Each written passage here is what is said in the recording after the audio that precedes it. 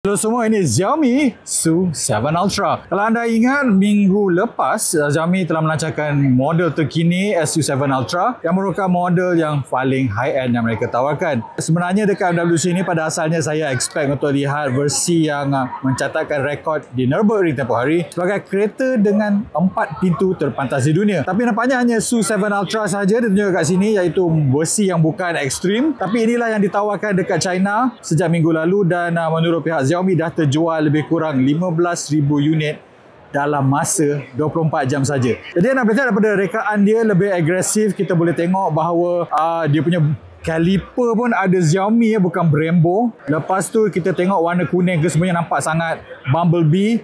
Dekat depan ada scoop, kat belakang ada diffuser. Jadi nampaknya untuk model Ultra ni mereka memberikan tumpuan kepada aerodinamik yang lebih ekstrim supaya ada downforce, cengkaman lebih baik. Jadi kalau technically rasanya kalau nak membawa dengan lebih ekstrim, inilah kereta yang mereka tawarkan kepada pengguna pada waktu ini hanya di China sahaja. Dari segi spesifikasi, tak ada pula dekat sini. Saya tak boleh katakan saya tahu spesifikasi, tapi biasalah bila dah ada Ultra ni pastinya ianya lebih ekstrim berbanding dengan dua model yang mereka lancarkan sebelum ini hanya di China sahaja. Tapi dari segi styling masih lagi sama dengan hanya beberapa body kit. Bahagian atas tu ada LiDAR.